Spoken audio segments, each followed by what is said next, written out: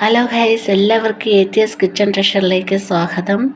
ഇന്ന് ജാമ്പയ്ക്ക വെച്ചിട്ടൊരു ജ്യൂസാണ് ഞാൻ തയ്യാറാക്കുന്നത്. അതിനായിട്ട് മോനെ വിട്ട് കുറച്ച് ജാമ്പയ്ക്ക പറിച്ചു. എല്ലാം തൊഴിഞ്ഞ് വേസ്റ്റായിട്ട് പോവുകയാണ്. പിന്നെ കുരങ്ങന്മാർ വന്ന് കുറച്ചൊക്കെ കഴിച്ചോണ്ട് പോകും. അതിലുള്ള ബാക്കി മാത്രമേ നമുക്ക് കിട്ടുകയുള്ളൂ. അപ്പോൾ മോനെ വിട്ട് തന്നെ കുറച്ച് ജാമ്പയ്ക്ക പറിച്ചു. അത് വെച്ച് ഒരു അടിപൊളിയായിട്ടുള്ളൊരു ജ്യൂസ് നമുക്ക് തയ്യാറാക്കാം.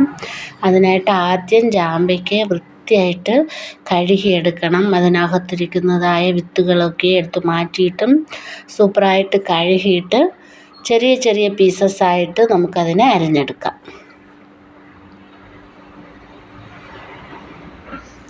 കണ്ടോ, അതിൻ്റെ വിത്തൊക്കെ എടുത്തിട്ട് ചെറുതായിട്ട് കട്ട് ചെയ്തെടുത്ത് വെച്ചിട്ടുണ്ട്.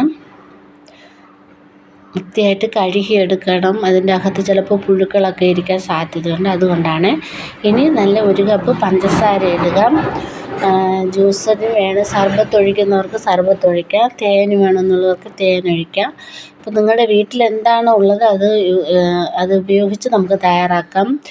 ഇപ്പോൾ പഞ്ചസാരയും ഒരു പച്ചമുളകും 1/4 ഭാഗം ഇഞ്ചിയും 2 ഗ്ലാസ് വെള്ളവുമാണ് ഒഴിച്ച് ഞാനിവിടെ ജ്യൂസ് തയ്യാറാക്കിയിരിക്കുന്നതും. നിങ്ങളൊക്കെ വീഡിയോകൾ കാണുന്നത് വളരെ സന്തോഷം. പുതിയതായിട്ട് കാണുന്നവർ സബ്സ്ക്രൈബ് ചെയ്യുക. വീഡിയോകൾ ഇഷ്ടപ്പെട്ടിട്ടുണ്ടെങ്കിൽ ഷെയർ ചെയ്യുക.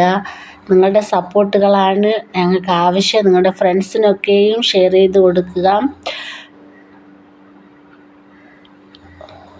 വീഡിയോകൾ കാണുക, എല്ലാവരും സപ്പോർട്ട് ചെയ്യുക. ഇപ്പോൾ ഒരു അടിപൊളി ജാമ്പയ്ക്ക ജ്യൂസാണ് തയ്യാറാക്കിക്കൊണ്ടിരിക്കുന്നതും. നിങ്ങളും വീട്ടിൽ ചെയ്ത് നോക്കുക. വീട്ടിലുള്ളവർ ഇത് ചെയ്ത് നോക്കിയിട്ട് അഭിപ്രായങ്ങളൊക്കെയും പറയണം. ഒരുപാട് പേര് അഭിപ്രായങ്ങളൊക്കെ പറയുന്നുണ്ട്. അവർക്കൊക്കെ വളരെ താങ്ക് യു.